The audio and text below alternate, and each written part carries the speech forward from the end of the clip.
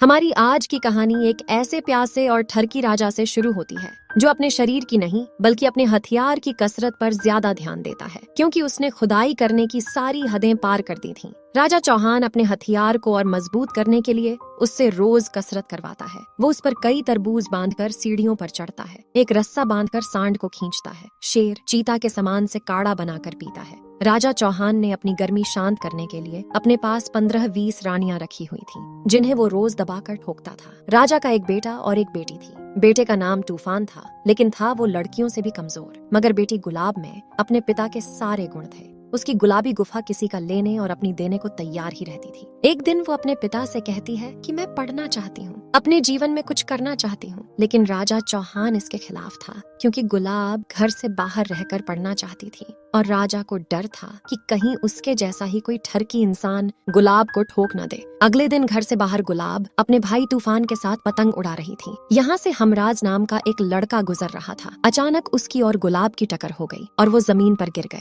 मगर नीचे गिरते ही उनकी नजर एक प्रेमी जोड़े पर पड़ती है जो जिस्मानी खेल का मजा ले रहे थे। उन्हें देख हमराज और गुलाब के शरीर में भी आग लगने लगी, लेकिन किसी तरह वो दोनों खुद को शांत रखते हैं। दूसरी तरफ राजा अपने सैनिकों को गुलाब के पीछे जाने को कहता है, क्योंकि गुलाब उसे बिना बताए घर से बाहर आई थी। राजा को गुस्से में देखकर उसकी एक बीवी आकर कहती है, गुस्सा मत करो मेरी जान, चलो मैं तुम्हारा चूस कर सारा गुस्सा शांत कर देती हूँ। उसकी बात सुनकर राजा उसे वहीं रगड़ने लगा, लेकिन तभी वहाँ गुलाब आ गई। हिलते सामान को देखकर गुलाब अपने पिता से सवाल पूछने लगती है, जिस पर राजा उससे कहता है, मैं खुदाई कर रहा हूँ बेटी, तुम जाओ यहाँ से। मगर शरारती गुलाब भी जानती थी कि उसका पिता कौन सी खुदाई कर रहा है। कुछ देर बाद गुलाब अपनी मरहूम माँ की तस्वीर से बातें करते हुए कहने लगी कि मैं अपनी जिंदगी आजादी से जीना चाहती हूँ, बहुत पढ़ना लिखना चाहती हूँ, लेकिन पिताजी मुझे कुछ नहीं करने देते, इसीलिए मैंने घर से भागने का फैसला किया है। मगर जैसे ही वो भागने की कोशिश करती है तो सिपाही उसे पकड़कर राजा के सामने पेश कर देते हैं। राजा चौहान पढ़ाई के लिए अपनी बेटी का जुनून देखकर उसे स्कूल जाने की आज्ञा दे देता है, पर गुलाब की फड़फड़ाती गुफा को एक खास चड्डी पहनाकर ताला लगा देता है, ताकि जब भी कोई छोरा अपना हथियार गुलाब की गुलाबी गुफा में डालने की कोशिश करेगा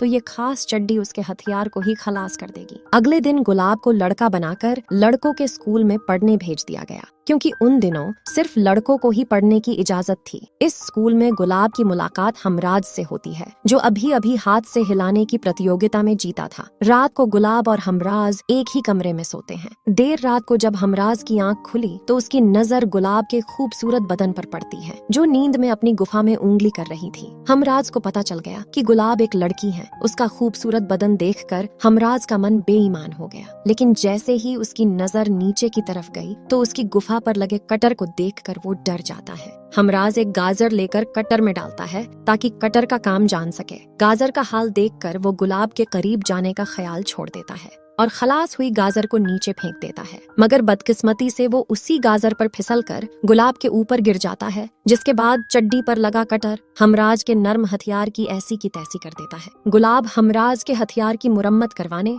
एक हकीम के पास पहुंचती है। ये हकीम हथियार जोड़ने में बहुत माहिर था। वो अपना नया आविष्कार किया हुआ हथियार उसे लगा देता है और साथ ही बताता है कि ये तुम्हारे वाले से कहीं ज्यादा जोरदार है। उसी समय हकीम के पास एक नकाबपोश लड़की आती है। वो कहती है कि अगर तुम मेरे चेहरे को और निखार दो तो मैं तुम्हें चाट चाट कर चूस चूस कर बहुत मजा दूंगी। कुछ देर बाद वो नकाबपोश लड़की अपने वादे अनुसार हकीम को मजे देने लगती है। इस खूबसूरत लड़की का नाम रसीली था। इसी बीच बाहर खड़ी गुलाब के पास एक घोड़सवार आकर उससे रसीली के बारे में पूछता है। गुलाब घोड़सवार जैन को बताती है कि वो लड़की अंदर हकीम के पास है। ये सुनते ही जैन गुलाब को लेकर अंदर आता है। यहाँ रसीली हकीम का सारा रस चूसकर वहाँ से भाग चुकी थी। गुलाब के पूछने पर जैन उन्हें बताता है कि रसीली कोई लड़की नहीं बल्कि जिस्म की प्यासी एक चुड़ैल है, जो आदमियों का चूस चूस कर उन्हें मार देती है, और इस चुड़ैल को मारने का काम मुझे दिया गया है। अगर तुम दोनों को वो कहीं भी दिखे तो फौरन मुझे खबर कर देना। कुछ दिनों बाद हमराज के ठीक होने पर गुलाब उसे अपने साथ अपने घर लेकर आती है, क्योंकि आज उसके भाई तूफान की शादी थी। तूफान की शादी पूरे रीति रिवाजों के साथ की जाती है,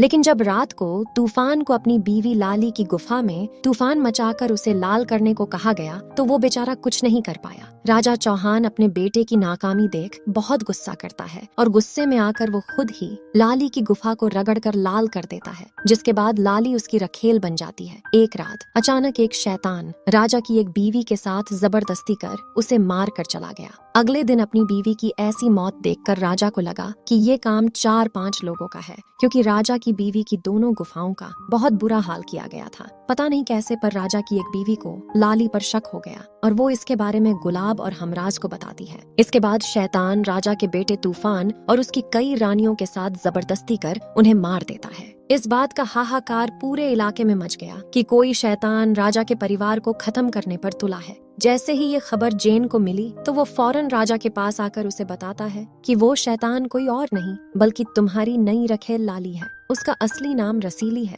पर राजा की आंखों पर तो लाली की खूबसूरती की पट्टी बंधी हुई थी, जिस कारण वो उसके खिलाफ कुछ भी नहीं सुनना चाहता था। लाली अपनी खूबसूरती और मगरमच्छ के आंसू बहाकर राजा को अपने जाल में फंसाए रखती है। लाली राजा से कहती है कि मुझे तो लगता है कि शैतान जैन ही है। जिसके बाद रात होते ही राजा अपने कुछ आदमियों के साथ मिलकर जैन को मारने पहुंच गया। इससे पहले कि गुलाब राजा को रोक पाती, राजा जैन के गले में जहरीला तीर घुसा चुका था। अब जैन कभी भी मर सकता था, पर उसे बचाने का एक तरीका था। अगर गुलाब अपने तन मन से उसके साथ जिस्मानी खेल खेले तभी वो ठीक हो सकता है। गुलाब की नजर में जैन का हथियार अपनी गुफा में डालना एक अच्छा काम था, इसीलिए वो एक तलवार से अपनी चड्डी को तोड़कर जैन के ऊपर बैठ जाती है और उसकी जान बचा लेती है। जब ये बात हमराज को पता चली कि गुलाब जैन को बचाने के लिए उसके हथियार की सवारी कर चुकी है तो उसे बहुत बुरा लगता है, क्योंकि वो मन ही मन गुलाब को पसंद करता था। दूसरी तरफ राजा अपने घर आकर लाली को बताता है कि मैंने जैन को मार दिया, तो लाली बहुत खुश होती है।